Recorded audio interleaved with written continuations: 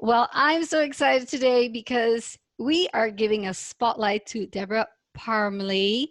Welcome, Debra.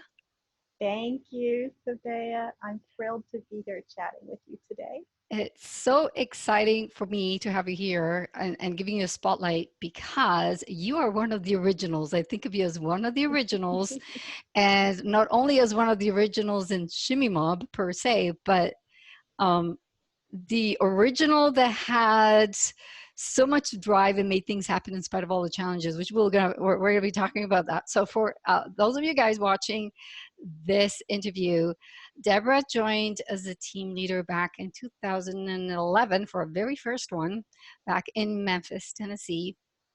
And I vividly remember that on that day, there was really, really bad weather. You guys had like a Yeah, hurricane or something, and in spite of that, with the sirens going on in the background, you guys were out there dancing. yeah. And I will never forget that, the passion and dedication to get out there and do that, believing in what we're doing. So thank you for that. Oh, thank you for founding Shimmy Mob. So Debra, tell us, now you were not just a team leader, but you also are an author. You're a book author. You've written several books since Yeah. I have known you. And can you just share with us, what was your journey? What got you into writing novels in the first place? Let's Okay. start with Well, that. I was issued a challenge at a writer's event in Arkansas. Dusty Richards, who's a Western novelist, he's since passed, but he issued a challenge. He said, write your first novel, make it a Western, and if you win my contest, my agent will read the whole thing. And Ah, up to that point, I had written short stories, but not a full novel. And I thought, oh, this is too good to pass up. So I'm doing this. Well, before I was done with it, it turned into a romance. So, Western historical romance, not just a Western. And the following year, I went back to the conference with my book, and he was no longer with his agent. So that window had closed. But he sat with me and went over it, and he said, this is what you need to do. Then I entered it in another contest put on by Bobby Smith, who has the title of Queen of the Western Romance, and won third place. And she sat with me and she said, Deborah, your story starts in chapter 3. So I rewrote it and I entered it at the American Title Contest, which was a contest put on by Dorchester Publishing, very large publishing house, and Romantic Times Book Lovers magazine. There were 10 of us competing for one publishing contract, and every month, 2 of us were sort of kicked off the island.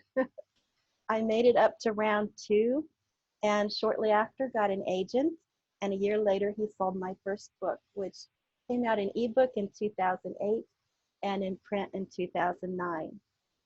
So I started out traditionally published. And if we fast forward to today, I went on to write for 5 publishing houses. And through some houses closing and some contracts ending, I got rights back to a bunch of books. Opened my own press, Dia Publishing Incorporated. Dia means beautiful day in Portuguese. And I republished all those backlist books and then started publishing new ones through my house. And that's where I am today. so how many books do you have now? Ah, 22 up until the 20th when I'm in an anthology. I have 2 anthologies I had deadlines for. One was Friday, one was Sunday.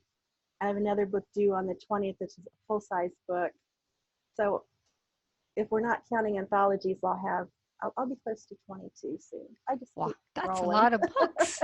It That's is. that's a I lot write of full books. time. I just, Wow. yes, Wow. And you also coach people on yes, writing. Tell us yes, about that. I do.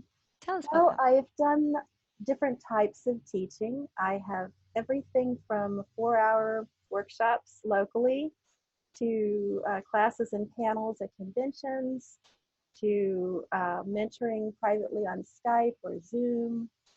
And I schedule them to fit in between my regular writing schedule because I like to help other authors just like other authors helped me.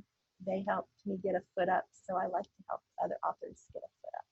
So if anyone wants to get a hold of you and get some advice or support or coaching, where is Yeah. the best place for them to catch you? Uh, I'm not on social media much, so you might also reach my PA. Okay. Do you I have a do website? I do read all my emails though. I may Okay. not read them that day, but I do read them. So Debra at debraparmley.com, that will always reach me. Okay. But you do have a website, obviously, Deborah I Parmley. Okay, do. so Deborah Parmley, everything will Deborah, be in there, yes, right? Your contact yes. You there. can Okay. contact me through the site or through the email, either way. Beautiful. Okay, so now I'm going to go back a little bit and back to Shimmy Mom for a second. And what was it? Because we never had this conversation. And actually, after all these years, this is the first time we're actually speaking. I know, it's just so much fun. I can't quit smiling because it's so much fun. Uh, do you remember how you found out about Shimmy Mob and what made you want to be part of it? Yes, I remember seeing an email and going to the site to see what was up. And I can remember thinking, well, I'm retired. Surely someone from Memphis, there were 20 different teachers in Memphis, somebody surely is signing the city up. And then I contacted you and I said, has anyone signed Memphis up? And you said no. And I thought, oh my goodness, I wonder if they know. And then I sent some emails to a few people, and then it became clear that no one had stepped up.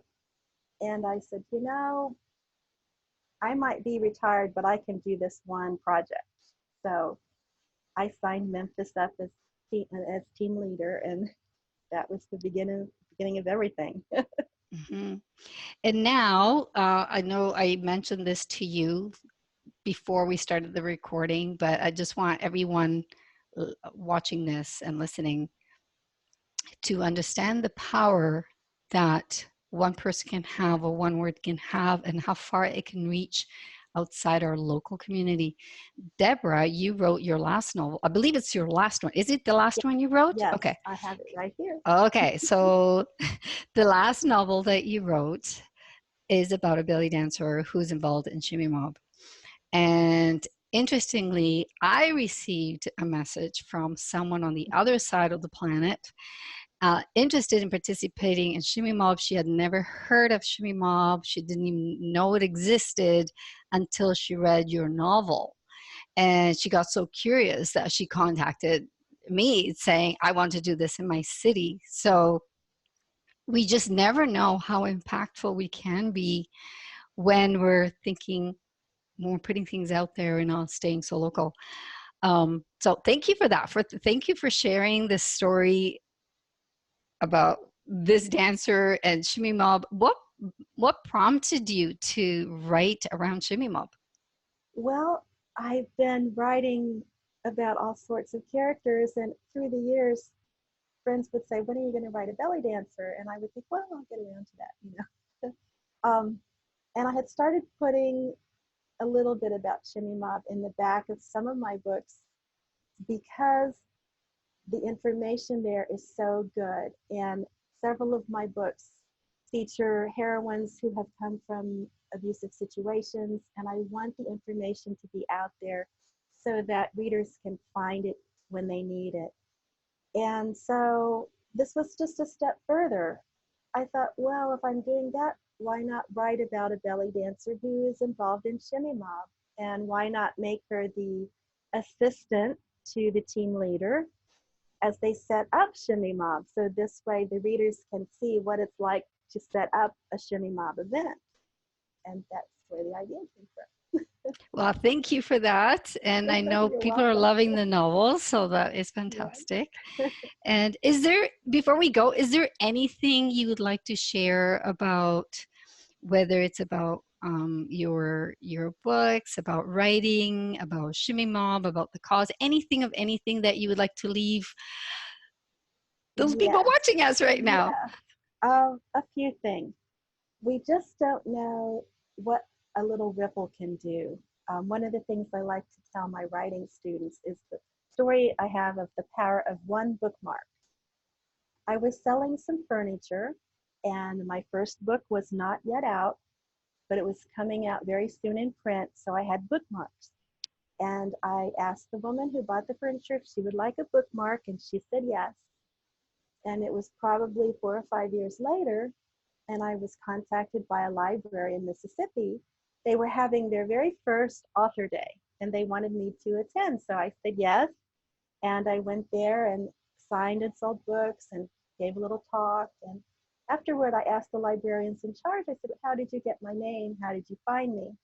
I was thinking, oh, they found me on the website or through librarian journal with books listed, but that wasn't how they found me.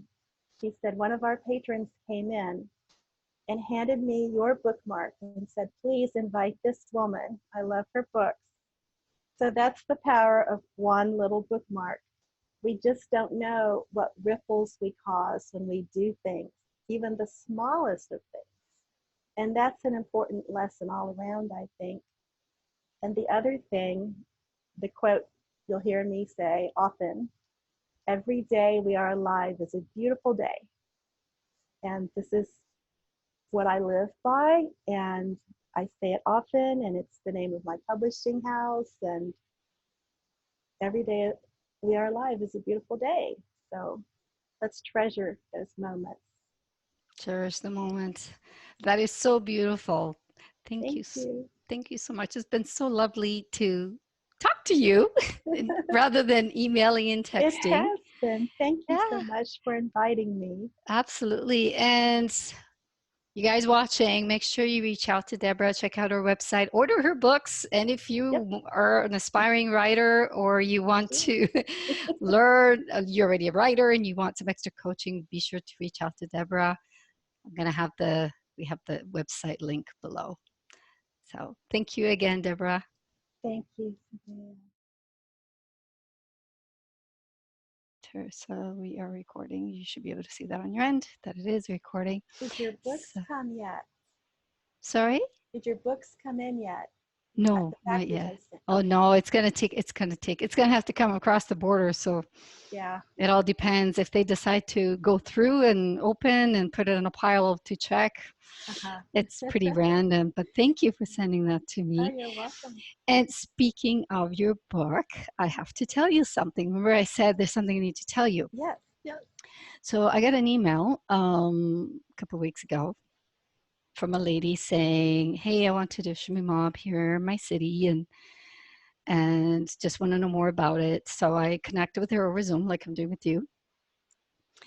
And so she was all excited and she's telling me how, she has this big company and so she wants to get her whole company on board. Now, whether she's going to do it or not, I don't know yet. But if she does get the group happening, she's got 750 people. Wow. So that would be Wow. a major record Oh, if she yeah. actually does decide to do that. So then I said to her, how'd you hear about Shamima? But she's not a belly dancer. She said, I read it in a novel and it made me wonder if it existed. So I looked it up online. She read Oh, your book. oh, I have goosebumps. She read your Oh, I book. have goosebumps. I was Yes. like, I gotta tell Debra this. I have to tell her. Yes. And I wanted to email it to you, but I'm like, no, I need to tell her by Right. voice. Right. Oh, that's wonderful. And so all the way to New Zealand. New Zealand. Thank you for sharing that.